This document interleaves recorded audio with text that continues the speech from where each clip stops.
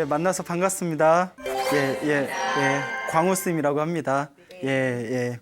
자, 오늘도 또 이렇게 또 좋은 모임에서 또 서로 만나 뵙게 되어서 너무 또 고맙게 생각이 됩니다. 그 어떤 분이 그런 말씀을 하시더라고요. 이 인생은 우연의 영속이다. 말 들어보셨죠? 네. 우리 앞에 펼쳐진 모든 삶이 끊임없는 우연의 연속이다. 그래서 우리의 삶은 전혀 예측할 수 있다 없다. 예측할 수 없다. 그래서 우리가 인생 계획표를 세워라 뭐 이런 얘기 많이 들어보셨죠? 네. 근데 어떤 분은 세우지 말라고 하더라고요. 어차피 그대로 안 된다고. 어떻게 될지 모르니까 그냥 순간순간 최선을 다해라. 어차피 우리 인생은 전혀 예측할 수 없는 우연의 연속이다 라고 말씀을 하시는 분들이 계십니다. 여러분, 그 노래 중에서 우리의 만남은 우연이 아니야 뭐야? 라고 하죠? 바램이야 라고 그런 말이 있죠. 그 바램을 우리 불교에서는 원이라고 합니다. 원력이라고 해요. 원의 힘, 바램의 힘. 그리고 이 바램, 이 원력은 우리 마음이 만든다고 합니다. 누가 만든다? 우리 마음이 만들어요. 그 우리 마음이 만든 그 힘이 바로 인연이 된다고 합니다. 그래서 불교에서는 인생에 우연은 없다. 오직 인연만이 있을 뿐이다 라고 이야기를 합니다. 오직 인연만이 있을 뿐이다. 발음 잘해야 돼요. 오직 인연이 있을 뿐이다 라는 이야기를 하죠. 여러분들 살다 보면 별의별 사람들 많이 만나본 적 있죠? 네. 살다 보면 좋은 인연을 만날 때도 있고 또 안 좋은 인연을 만날 때도 있잖아요. 근데 가만히 곰곰이 우리가 부처님의 가르침을 통해서 우리의 삶을 성찰해 보면 우리 앞에 펼쳐진 우리 삶에서 스쳐 지나가는 모든 사람들이 사실 어쩌다 만나는 우연의 만남이 아니라 모두가 내가 지은, 그리고 네가 지은, 너와 내가 지은 서로의 인연에 의해서 만나게 된 거라고 합니다. 여러분, 지리산 가본 적 있어요? 네. 지리산 가봤어요? 네. 그 지리산에 그 칠부람이라는 안자 있는데 가본 적 있으세요? 지리산 칠부람? 하동 그쪽에 하동 칠부람이라는 아주 좋은 절이 있어요. 칠부람이라고. 언제 한번 가보세요. 그 칠부람에 전해져 내려오는 불교설화 중에 재밌는 인연에 대한 이야기 하나 제가 해드릴게요.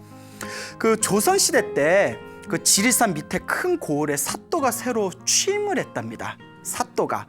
근데 여러분들도 아시다시피 조선시대는 굉장히 불교의 권위가 땅에 떨어진 시대였거든요. 그래서 제가 정도전을 별로 안 좋아해요. 우리 정도전을 위시한 조선시대 초기에 많은 성리학자들이 불교를 굉장히 처참하게 짓밟았거든요. 근데 제가 인과응보라는 말을 많이 하는데 사실 고려시대 때 불교가 굉장히 많이 나태해지고 폐단이 많았어요. 그래서 고려시대 때 인과응보로 조선시대 때 불교가 이렇게 짓밟혀였나 보구나 또 이런 생각을 해볼 때가 있습니다. 어쨌거나 조선시대 때 불교의 권위가 완전히 땅에 떨어졌을 때 스님들이 거의 천민 같은 대우를 받았습니다. 그러니까 그 절에 만약에 사또가 온다면 그거는 아주 굉장히 큰일이거든요. 사또가 오면 스님들이 다들 나가서 응접해야 되고 배웅해야 되고 시봉해야 되고, 왜냐하면 스님은 이제 천민이나 다름이 없었고 또 이제 사또는 그 고을의 수령 같은 존재가 아닙니까? 그래서 그 지리산 밑에 큰 고을에 사또가 왔는데 부하들을 데리고 그 지리산의 칠부람이라는 암자가 그렇게 기가 막히다는데 우리 한번 가보자 하고 이제 소풍을 갔어요. 롤롤랄라 이제 사또가 소풍을 갔는데 솔직히 칠부람 스님들 입장에서는 왔으면 좋겠어요? 안 왔으면 좋겠어요? 그렇죠. 그래 뭐하러 와? 사람 신경 쓰이게. 안 왔으면 좋겠는데 여튼 소풍이 왔습니다. 근데 사또가 떡하니 절에 이제 도착을 했는데 기분이 너무 안 좋은 거예요. 너무 기분이 나빠요. 왜 기분이 나빴을까요? 그렇죠. 눈치 빨라요. 그렇죠. 아무도 안 반겨주는 거예요. 아니, 네 고을에 사또가 왔는데 새로 취임을 해서 내가 직접 절집에 왔는데 스님들이 아무도 내다보지도 않네. 아마 이제 방에서 다들 수행하고 계셨겠죠. 그러니까 기분이 싹 나빠지려고 할 때 저서 웬 젊은 스님이 쓱 지나가는 거예요. 젊은 스님이 이렇게 지나가니까 갑자기 사또가 그 젊은 스님을 보고 갑자기 속에서 열불이 나더래요. 갑자기 화가 확 올라오는 거예요. 저 젊은 중놈을 데려다가 공장을 쳐라 이러는 거예요. 다짜고짜. 왜 그래? 왜 그래요? 참 사람 못됐어요. 그쵸? 아니 수행하시는 젊은 스님 지나가고 있는데 괜히 화를 내가지고 그 스님이 딱 붙잡아다가 공장을 쳤어요. 절마당에서. 그 공장을 채떡채떡 치는데 그 사또가 가만히 보니까 그 젊은 스님이 갑자기 불쌍하게 느껴지는 거예요. 내가 좀 기분이 언짢긴 했지만 저 젊은 스님이 잘못한 게 하나도 없는데 왜 나답지 못하게 갑자기 흥분을 해서 저 스님을 때렸을까? 그 미안한 거예요. 그 사또가 또 이제 마음이 그렇게 나쁜 사람은 아니었나 봐. 근데 그렇게 따지면 알고 보면 나쁜 사람은 어딨어요. 그렇죠. 다들 욱해서 그런 거지.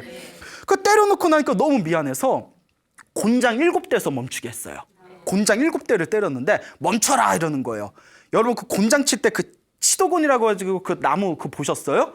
한 대만 맞아도 얼마나 아프겠어. 그 7대를 맞았으니. 예? 그만두어라 해놓고 너무 미안한 거예요. 사또가. 자기가 생각해도 이해가 안 되는 거예요. 내가 너무 비상식적이었다. 그래도 이 사람이 참 이 사또가 좀 인간이 됐어요. 그 젊은 스님 손을 이렇게 잡으면서 때려놓고 손을 잡으면서 스님 미안하오. 내가 갑자기 화가 나서 내가 공장을 7대를 쳤는데 내가 미안하오 하면서 내가 대신 3년 먹을 양식을 데워주리다. 3년 동안 절에서 먹을 쌀을 내가 데워주리다 하고 고을로 내려갔대요. 절에서 난리가 난 거예요. 왜 난리가 났겠어요? 좋아서. 옛날에 쌀이 얼마나 귀해요. 산골짜기. 그렇죠. 야, 곤장 7대에 쌀 3년 양식을 얻었으니 야, 수지 맞는 장사다. 예? 수지 맞는 장사다. 너무 잘 됐다고 스님들이 그 맞은 스님은 뭐 화가 부라부라 뭐 올라오는데 너무 잘 됐다고. 잘했다고. 스님 몸 하나 희생해서 3년 동안 쌀을 얻어먹게 됐으니 잘했다고 막 칭찬을 하는 거예요. 예? 어쨌거나 근데 이 곤장 7대 맞은 젊은 스님이 기분이 너무 언짢은 겁니다. 근데 나중에는 언짢은 기분은 사라지고 의문이 들더래요. 때리기는 왜 갑자기 때렸을까? 아니 때려놓고 3년 먹을 쌀을 주는 거 무슨 경우인가? 그렇잖아요. 의문이 탁 꽂힌 거예요. 왜 그랬을까? 사또가 왜 그랬을까? 때렸으면 때렸지 3년 먹을 양식을 왜 줬을까? 그때 왜 7대나 때렸을까? 왜 그랬을까? 그게 이렇게 가슴에 화두처럼 맺힙니다. 화두처럼. 왜 그랬을까? 이 젊은 스님이 이제 열심히 수행을 해서 기도도 열심히 하시고 참선도 열심히 하시고 수행을 열심히 하셔서 나중에 이제 큰 스님이 되셨대요. 큰 스님이 되셔서 하루는 이제 노스님이 되셨겠죠? 나이가 드셔서 다 이렇게 달 밝은 그런 밤에 방 안에서 호롱불 하나만 딱 켜놓고 벽을 보면서 다 이렇게 참선을 하고 가셨대요. 다 참선을 하시다가 불현듯 젊었을 때 사또에게 공장 7대 맞고 쌀 3년치 양식을 얻었던 기억이 싹 떠오르는 거예요. 그때 또 왜 그랬을까? 큰 스님인데도 그게 안 풀렸었나 봐요. 너무 궁금한 거예요, 자기도. 그러다가 호련히 호롱불이 펄럭이더래요. 호롱불이 펄럭이면서 갑자기 눈앞에서 환한 빛이 보이면서 자기 전생이 보이는 거예요. 예? 두둥. 예? 전생이 보이는 거예요. 예? 항상 제가 좋아하는 자체 효과음입니다. 예? 두둥. 예? 중요하다는 얘기예요. 자기 전생이 싹 보이는데 궁금하시죠? 예. 이게 남 얘기가 아니에요. 이 이야기를 통해서 우리도 그때 왜 그랬을까라는 것들의 실타래를 풀 수가 있는 그런 이야기들입니다. 머나먼 과거 전생에도 이 스님께서 전생에 칠부람 스님이셨대요. 칠부람의 스님이셨는데 그때 이제 전생에도요. 그 절에 큰 불공이 들어왔대요. 부처님 큰 불공이 들어와서 큰 불공이 들어왔으니까 이제 상을 마련했을 거 아니에요? 그래서 이제 큰 이제 상에다 차릴 음식을 사람들과 준비하고 있었는데 음식을 다 준비하고 나서 사람들이 잠깐 쉬려고 부엌을 나온 틈에 마을에서 절에 자주 올라오는 개 한 마리가 있었대요. 요 개가 부엌에서 가만히 보니까 사람들이 안 보이고 음식이 많아. 그러니까 개가 뭘 알아요. 이게 부처님 공양인지 먹어도 되는 건지 이거 먹었다가 자기가 어떻게 되려는지 개들을 모르더라고요. 예? 예? 제가 개 키운다는 얘기 혹시 들었는지 모르겠는데 저도 절에서 키우는 아주 그 강아지가 있는데 애가 평소엔 주인뿐이 몰라요. 사람뿐이 몰라요. 그렇게 사람을 잘 따르는데 먹을 것만 있으면 사람 안 봐요. 예? 오로지 먹을 거. 예? 그래서 개는 개구나. 개가 뭘 알겠습니까? 부엌에 살며시 들어가가지고 부처님 때 올릴 떡 한 조각을 입에 묻니다. 앙 하고 이제 입에 물어요. 그리고 이렇게 부엌을 나오는데 그 스님한테 발견한 거예요. 스님이 갑자기 화가 확 나는 거예요. 그렇죠. 부처님께 올릴 음식을 부처님께 올리지도 않았는데 불공 올리지도 않은 걸 걔가 주방에 들어가가지고 부처님 올릴 상에 떡을 한 조각 입에다 물고 도망가고 있으니 화가 나야 안 나요? 화가 나죠. 있으면 수행이 부족했나 봐요. 이놈의 개시리 하면서 이놈의 강아지 새끼 이러면서 냅다 발로 걔를 뻥 찼대요. 너무 화가 나서 순간. 그 걔가 깨갱갱 거리면서 떡을 탁 놓아버리고 도망을 갔을 거 아니에요. 아유 저놈의 개 저러니까 미물 축생으로 태어났지 이러고 딱 보고 있는데 걔가 막 띵띵대면서 막 눈치 보고 있는데 멀리서 막 눈치 보고 있는 거예요. 너무 불쌍해. 너무 불쌍해. 내가 스님답지 못하게 그 부처님은 모든 중생을 위해서 당신 몸까지 희생했는데 요 떡 한 조각 때문에 내가 저 불쌍한 미물에 발로 찼구나. 그 미안해서 일로 와. 그 와야 안 와요. 안 와요. 또 때릴까 봐. 개들도 눈치가 있거든요. 그래서 떨어진 떡을 주면서 개야 미안하다. 요거 먹고 힘내라 하고 이렇게 떡을 탁 던져줬대요. 그 개가 또 이제 먹을 거 주니까 또 언제 그랬냐는 듯이 막 씹어 먹었겠죠. 자, 눈치 빠른 분 대충 이제 답이 나왔죠? 네. 그때 개가 이번 생에 무엇으로 태어났을까요? 사또로 태어났답니다. 스님 어떻게 개가 바로 사또로 태어났나요? 자, 이게 중요합니다. 항상 절에 와서 항상 기도하는 스님들의 모습을 보고 그리고 수행 열심히 하신 스님들을 보면서 스님들을 좋아하는 마음을 자꾸 일으켰기 때문에 수행하는 수행자를 좋아한 그 공덕의 힘으로 사또로 태어나게 됐대요. 대단하죠? 그 좋아하는 것만으로도 예? 그리고 그 개를 발로 뻥 찼던 그 스님은 이번 생에 무엇으로 태어났다? 그렇죠. 곤장 맞았던 그 스님으로 태어난 거예요. 그러니까 이 사또가 그 스님을 보자마자 갑자기 뭐가 올라온 거예요? 화딱지가 올라온 거예요. 자기 배를 뻥 찼던 그 전생이 그 스님이거든요. 근데 전생 기억 안 나요? 안 나요? 안 나요. 그냥 보고 화가 나요. 여러분도 똑같습니다. 누군가 반대 괜히 좋고 막 도와주고 싶고 계속 같이 가까이 하고 싶은 그런 사람들 있죠. 전생에 좋은 인연이었어요. 무슨 얘기인지 알죠? 근데 보면 싫고 짜증나고 그냥 생각하기도 싫은 사람들 있죠. 나쁜 인연이에요. 근데 또 어떤 분이 이런 얘기해요. 스님, 처음에는 너무 좋았는데 나중에는 보기 싫은 건 왜 그런 겁니까? 그만큼 우리의 인연이 얽히설키 침낭불처럼 서로 뭉쳐 있다는 거예요.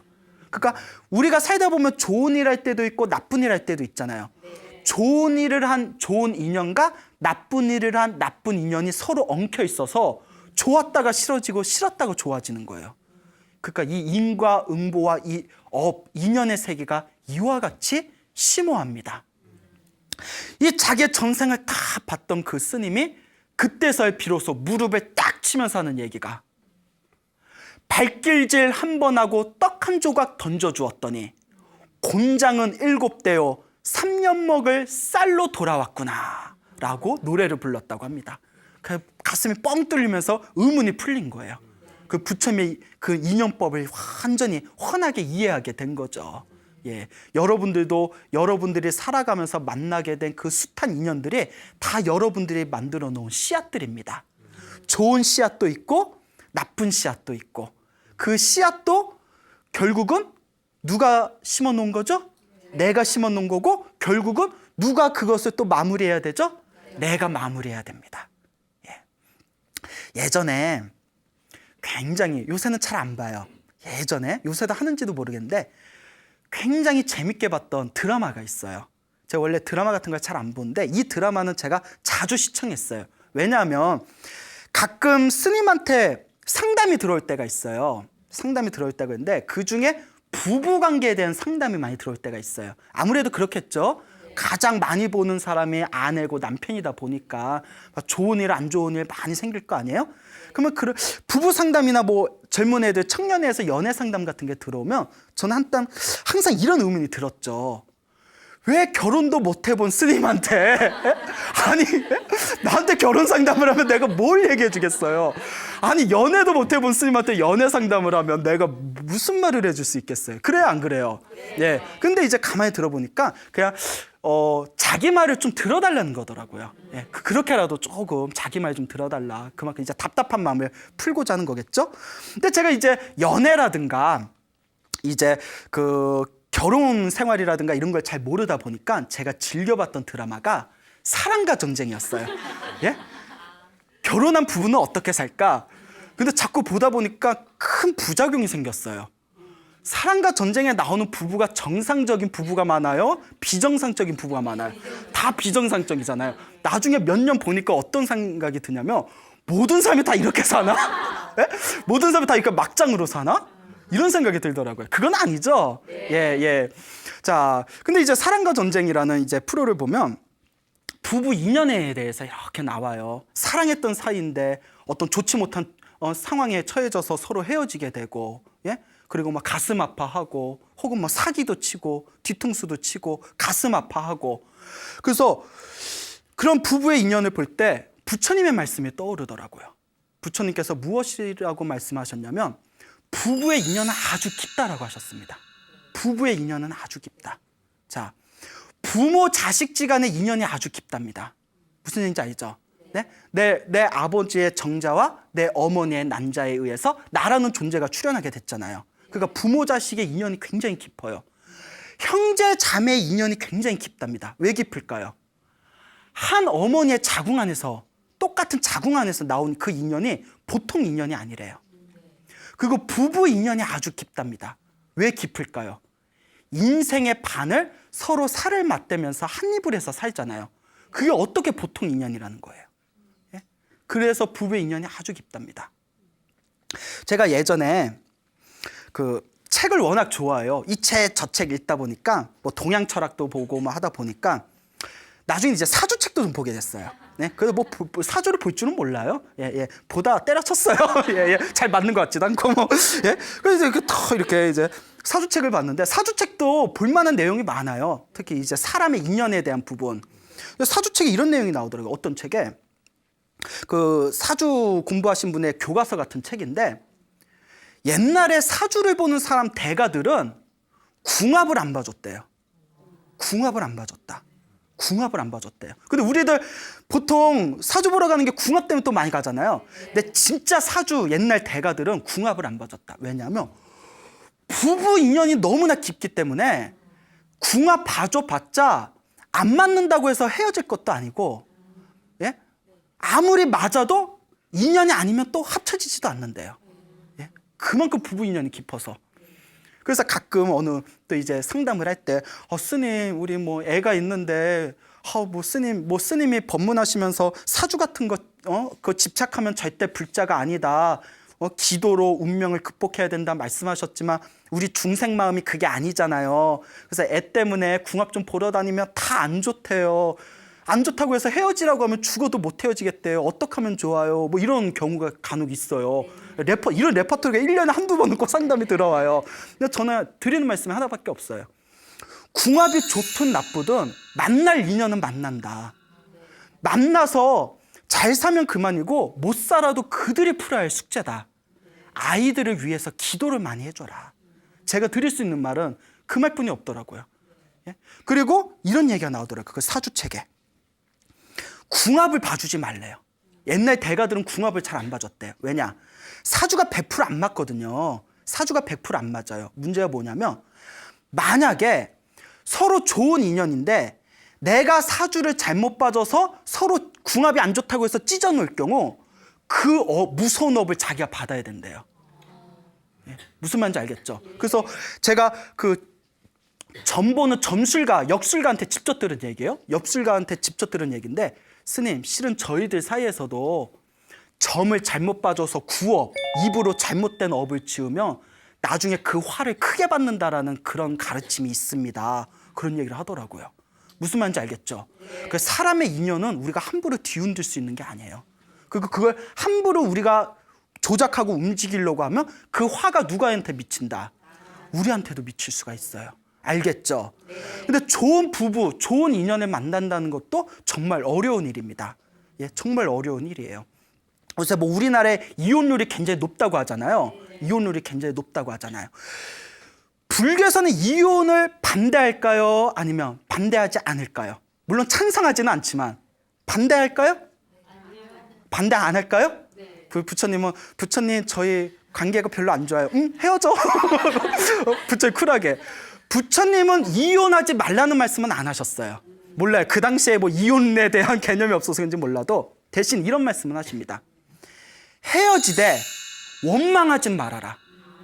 서로 만나서 잘못된 인연이 펼쳐진 것 자체가 누구의 업이기 때문에 너와 나의 서로 풀어야 할 숙제였기 때문에 안 좋게 헤어져도 뭐 하지는 말아라?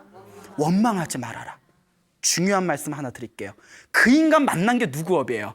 결국 내 업이야. 예? 예? 왜 내가 그 인간을 만났을까? 내가 뿌려놓은 씨앗입니다. 옛날 중국에 수행을 굉장히 많이 하신 거사님이 계셨어요. 예? 수행을 많이 하신 거사님이 계셨는데 이 거사님이 어디 지방을 가셨는데 굉장히 금슬이 좋은 부부를 만났답니다. 아주 막 깨가 쏟아지더래요. 근데 희한한 게 남편이 수행을 굉장히 열심히 하는 분이래요.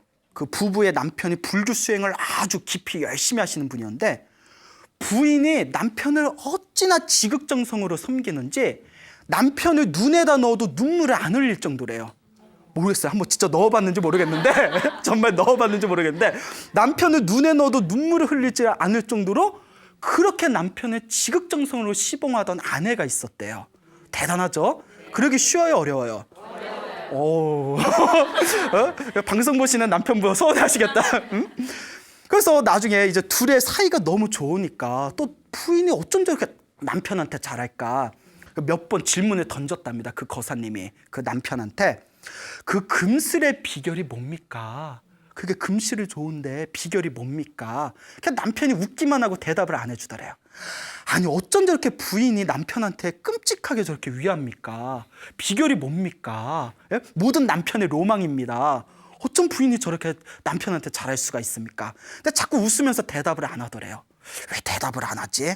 이제 나중에 친해져서 같이 식사를 하시다가 남편이 웃으면서 이렇게 얘기하더래요. 거사님, 그러면 제가 비결을 말씀을 드릴 텐데 믿지 않으실까 봐 걱정됩니다. 아니, 네, 믿는다고. 비결이 뭐냐고. 궁금하시죠? 네. 네, 집에 가서 남편한테 써먹을 거죠? 자, 그런데 결국 인연법이에요. 그분이 하신 말씀이 남편이 불교 수행을 열심히 하는 분이라고 했죠. 자기가 열심히 기도를 하다가 여러분 실제로 기도를 열심히 하시는 분들이 스님을 제외하고서라도 그 재가인들 분들 중에 기도 열심히 하는 분들 중에 전생 보는 분들이 간혹 있어요. 왜냐면 의식이 싹 맑아지면서 전생 보는 분들이 진짜 있습니다. 예, 진짜 있어요. 근데 그 전생이 진짜 전생이냐 아니냐 그건 우리가 뭐 증명할 수는 없겠죠. 근데 그런 걸 보면 아, 내가 전생에 저래저래 해서 내가 이번 생에 이렇구나라는 그걸 자기 눈으로 딱 보게 되면 가슴에 쌓였던 한이나 그런 게 싹 풀어지더래요. 아, 내 업을 내가 받았구나라는 걸 머리가 아니라 무엇으로 느끼게 되니까 가슴으로 느끼게 되니까. 그러니까 이 남편이 기도를 열심히 하다가 자기 전생을 보게 됐대요. 전생을 보게 됐는데 전생에 자기가 여자였대요. 여자였는데 불심이 깊은 여자였는데 자기의 지금 아내가 전생에 누구였냐면 자기는 여자였고 자기 아내는 전생에 자기가 모시던 티베트 스님이셨대요. 스님이셨대요. 자기 아내가. 예. 스님 입장에서 기분 나빠요. 예? 근데 티베트 스님이셨는데 자기가 그 스님을 스승으로 모시고 지극정성으로 항상 시봉을 했답니다. 항상 이제 쌀을 올리고 공양을 올리고 약이 필요하면 약 올리고 옷이 필요하면 옷 올리고 오로지 이렇게 훌륭하신 스님을 내가 스승으로 삼아서 내가 수행할 수 있으니 너무 행복하다라는 마음으로 지극정성으로 그 티베트 스님을 모셨다고 합니다. 그런데 그 티베트 스님이 앞에서는 수행 열심히 하는 척하면서 뒤에서 수행을 열심히 안 했대요. 뒤에서 수행을 열심히 안 했대요. 그 어변에 의해서 이번 생에는 자기가 전생에 바라던 바대로 남자 몸을 받았답니다. 예, 남자 몸을 받았고 전생에 복을 많이 지은 그 공덕으로 이번 생에 자기 삶이 아주 편안하대요. 그리고 자기 아내는 전생에 자기가 모시던 티베트 스님이었는데 수행을 열심히 했어요, 안 했어요? 열심히 안 해서 자기한테 빚진 공양을 갚기 위해서 이번 생에 자기 아내로 태어나서 지금 빚을 갖고 있는 거라고. 그러니까 자기 남편만 보면 자꾸 뭐든지 해주고 싶은 거예요. 여보 여보. 근데 알고 보니까 전생에 뭐였어요? 스님이고 신도였는데 신도한테 받아먹은 게 있는데 수행의 힘으로 그걸 녹이지 못해서 빚 갚으려고 아내로 태어났다는 거예요. 대단하죠? 예, 믿습니까? 예? 여러분한테 잘하는 인연, 여러분들한테 상처 준 인연들 있잖아요. 그래서 불교에서는 이런 말이 있습니다. 이번 생에 서로 만나는 인연은 두 가지 인연으로 만나는 거래요. 은혜를 갖기 위해서 만나거나 혹은 왼수를 갖기 위해서 만나거나. 예? 빚을 갚으려고 왔거나 혹은 빚을 받으려고 왔거나. 빚을 받으려고 오는 대표적인 경우는 자식들입니다. 예? 지삭. 그래서 우리 그러죠. 자식들 보면 자꾸 뭔가 해주고 싶고, 예? 막 화딱지 나더라도 그냥 자식이라면 뭐든지 다 그냥 내가 다 쏟아내고 싶고. 그래서 자식은 전생에 내 왼수가 나한테 빚 받으러 온 거다. 이런 우스갯소리가 있을 정도예요. 예? 가만히 보면 자식을 남이라고 생각해 보면 자식이 아니라 뭐 같아요, 어쩔 때? 왼수 같잖아요. 예? 예? 예? 그래서 어느 보살님이 그러셔요. 내가 자식을 보면 내가 가슴이 답답하다고. 저놈의 자식, 저놈의 아들 내가 얼마나 극진하게 내가 알뜰살뜰 키워놨는데 지금은 지 어미도 몰라라 한다고. 그러면서 하시는 말씀이 내가 제 자식 새끼를 생각하면 눈물을 흘리다가 재 낳고 먹었던 미역줄기가 눈에서 나옵니다 라고 하더라고요. 하도 원통해서. 예? 말씀도 잘하셔. 예? 미역줄기가 눈물에서만 나온대요. 예? 그런데도 자식만 보면 자꾸 해주고 싶고 자식이 또 부탁하면 다 들어주고 싶고 빚 받으러 온 거야. 뭔 얘기인지 알겠죠? 예, 이와 같습니다. 우리의 인연이. 예? 참으로 묘하고 묘합니다. 그래서 우리 불교에서는 인생에 절대 우연은 없다. 여러분들이 누군가의 부모님으로부터 이 세상에 태어난 것도 그 부모님과 만난 것은 우연이 아니다.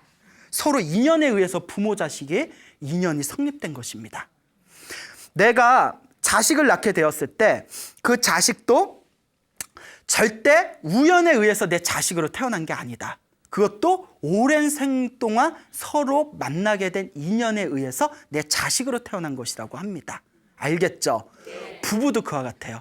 죽으나 사나 좋으나 미우나 어쨌거나 이번 생에 내가 부부의 인연을 맺었다는 것은 어쨌거나 전생에서부터 수많은 업의 인연을 통해서 만나게 된 사이라는 것입니다. 그래서 불교에서는 남을 원망하면 된다 안 된다? 안 된다. 그 인간 만난 것도 누구 업이다? 내 업이다. 내 업 때문에 그 사람을 만났는데 그 사람 원망하면 무엇할 거예요? 누구를 원망해야 되냐면 선업을 짓지 않고 복을 짓지 않은 자신의 어리석음을 원망하라고 했어요. 내가 정말 복이 많아 봐요.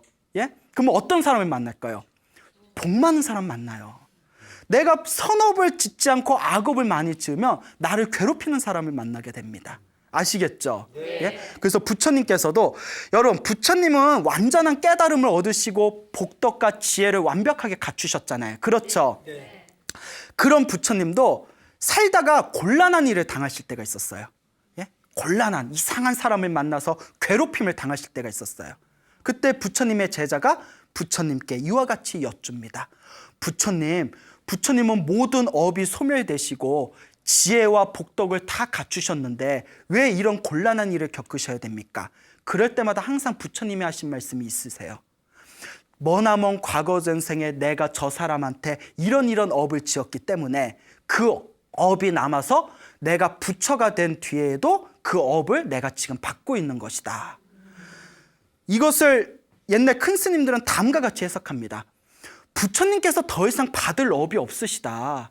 더 이상 받을 업이 없으신데 그렇게 말씀하신 거는 부처인 나도 내가 지은 업은 내가 받아야 되는데 하물며 그대들 같은 중생들은 말할 필요가 무엇이 있겠는가. 그러니 좋은 업을 많이 지어라 라는 부처님의 고준한 법문이시다라는 말씀을 합니다. 알겠죠? 네. 부처님 당시에 있었던 일이에요. 어떤 사람이 이렇게 길을 가고 있었어요. 나그네가 길을 가고 있었는데 부처님 당시에 소가 풀을 뜯어먹고 있다가 지나가는 나그네를 보고 냅다 뛰어가서 그 나그네를 들이박았대요. 뻥 하고 들이박았대요. 목미? 아니 왜 지나간 사람을 왜 들이받아? 죽었을까요? 살았을까요? 죽었어요. 예, 죽었대요. 소에 받쳐서 죽었어요. 그러니까 주인이 너무 찝찝한 거예요. 사람을 죽인 소니까 주인이 너무 찝찝해서 이걸 시장에 가서 팔았답니다.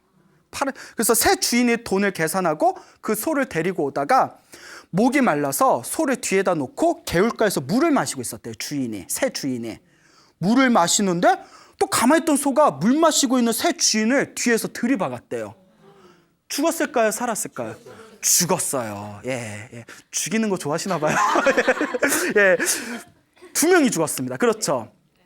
그 새 주인의 아들이 아버지가 그 소한테 들이받쳐서 죽었다는 걸 알고 너무 화가 난 거예요. 그래서 그 소를 죽여버립니다.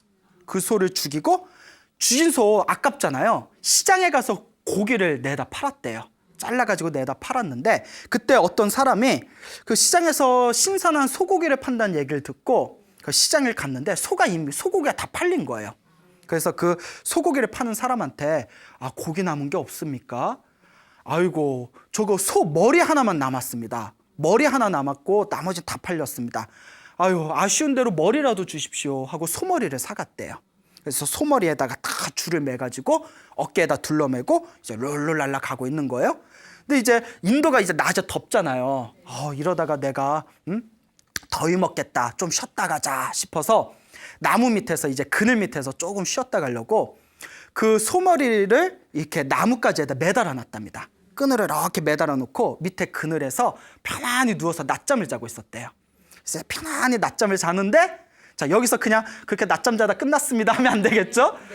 소머리에 끈이 뚝 떨어져서 밑에서 자고 있는 사람 머리가 부셔졌대요. 살았을까요? 죽었을까요? 그렇죠. 죽었죠.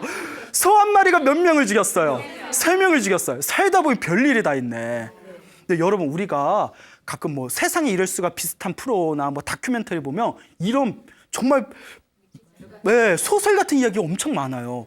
어머 진짜? 막 이런 얘기. 예? 어쨌거나 그 머리가 뚝 떨어져서 3사람이 죽어버렸어요. 난리가 난 거예요. 그 마을에. 예? 소문이 쫙 퍼져서 야, 소 한 마리가 사람 셋을 죽었다. 하루 동안에 3사람이 죽었는데 어떻게 이런 일이 있을 수가 있느냐. 야, 우연도 이런 우연이 있느냐. 정말 재수 없으려니까 별일이 다 있다. 우리 흔히 안 좋은 일이 생기면 아유 재수가 없어서 이런 말을 하잖아요. 네. 자, 재수도 우연은 없습니다. 다 인연법이에요. 그때 왕이 부처님을 찾아갑니다. 부처님의 설법을 듣고 나서 부처님께 다 인사를 올리고 나서 거룩하신 세존이시여 저희 나라 안에 큰 일이 펼쳐졌습니다. 예? 다름이 아니라 소 한 마리가 하루 동안에 3사람을 죽였습니다.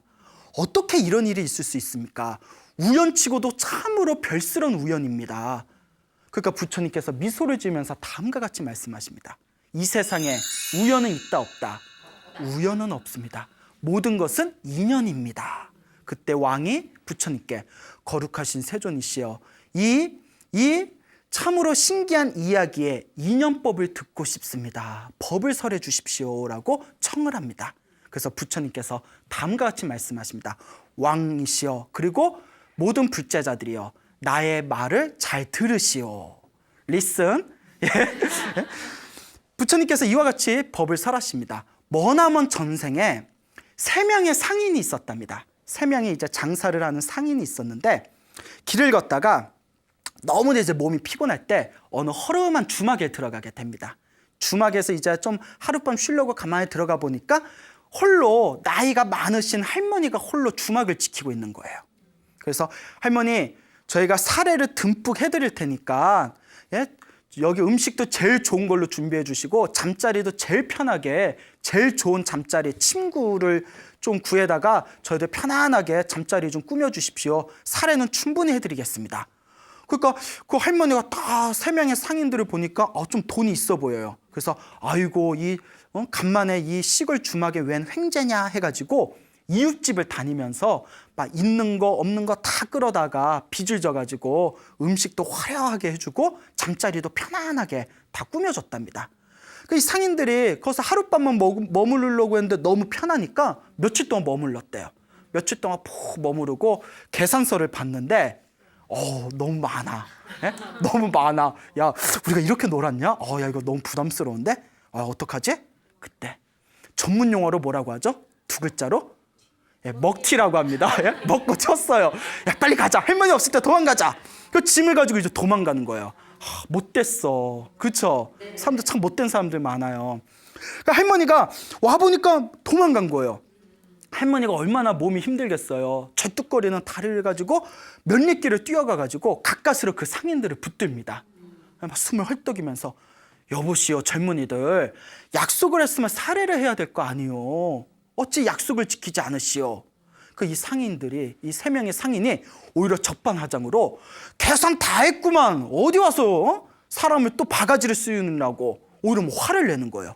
할머니가 너무 분해가지고 돈 내놔라 돈 내놔라 하니까 막 사람들이 모여들 거 아니에요. 왜 그래 왜 그래. 이 3명의 상인이 더 다급함을 느끼고 할머니를 내팽개쳐요. 다 밀어버리면서 사람들 앞에서 이 못된 할머니 보라고 계산 다 해줬건만 어디 와서 또 바가지를 씌우냐고. 할머니 또 따라오면 내가 관가에도 고발을 할 거라고. 야, 어쩜 2600년 전 있었던 일이 지금도 펼쳐져요. 예? 예? 못된 짓 한 놈들이 더 목소리 크잖아요. 예. 그 할머니가 너무 원통한 거예요. 너무 원통해서 눈물이 펑펑 흘리면서 그 갈 길을 떠나는 그 3명의 상인의 뒤에서 다음과 같이 소리를 지릅니다. 내가 지금 힘이 없어서 너희들을 어찌할 수 없지만 이번 생이 아니면 다음 생, 다다음 생에라도 반드시 축생이 되어서라도 너희들을 반드시 죽이고야 말겠다 라고 악담을 합니다. 무슨 말인지 아시겠죠? 예, 그와 같습니다. 왕이시여, 오늘 하루 동안 죽은 3사람은 전생에 바로 누구였다? 예, 그때 3명의 상인이었고 그 3사람을 죽였던 그 손은 바로 전생에 누구였다? 그 할머니였다. 뭔 얘기인지 아시겠죠? 이 우연 같은 비극적인 일에 이와 같은 깊은 인연의 흐름과 인연의 실타래가 서로 얽히설키 묶여 있는 겁니다. 우리의 삶이 그래요. 그래서 부처님이 다음과 같이 말씀하십니다. 나쁜 말과 나쁜 마음으로 잘난 체하고 뽐내며 남을 업신여긴다면 미움과 원한에 싹이 튼다.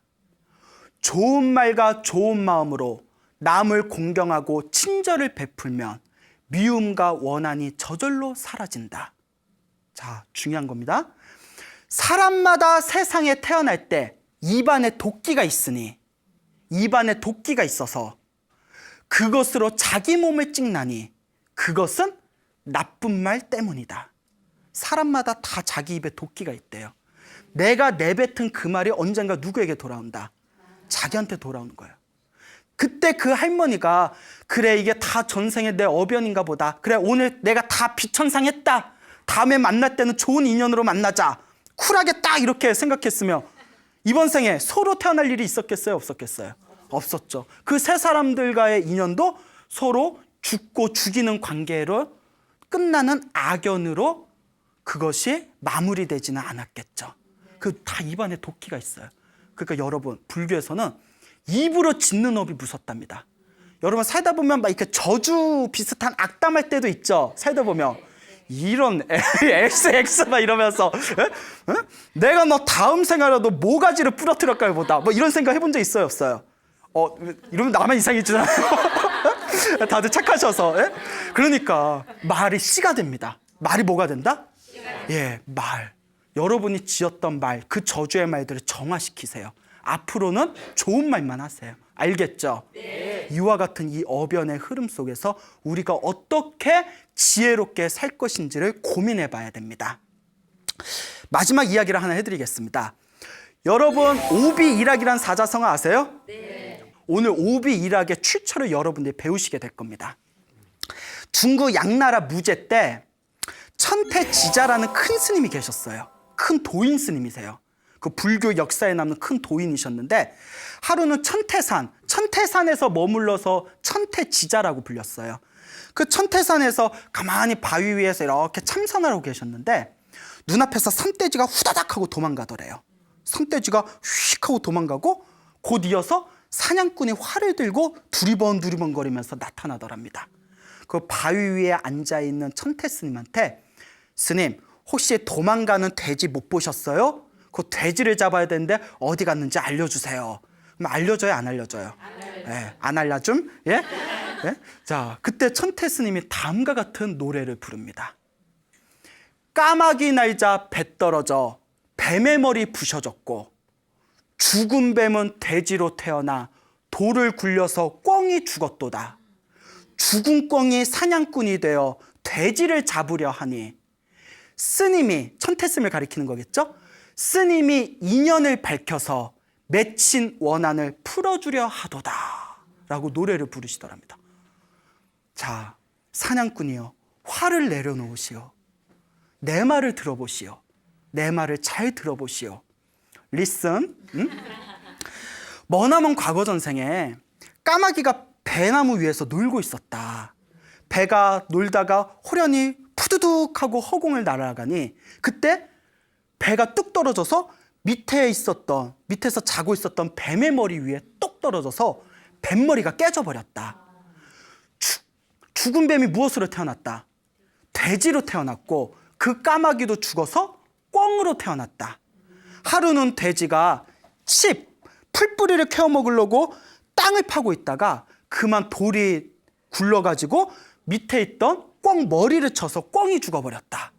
그러니까 전생에 까마귀였던 게 이제 꿩으로 태어나고 또 꿩이 돌을 맞아서 죽은 거예요. 그 꿩이 지금 무엇으로 태어나서 사냥꾼이 되어서 지금 전생에 머리가 깨진 뱀이었고 전생에 돌을 굴렸던 그 돼지를 잡으려 하고 있구나. 이 원한을, 이 악연을 언제 끊겠는가? 사냥꾼이여 화살을 꺾어라.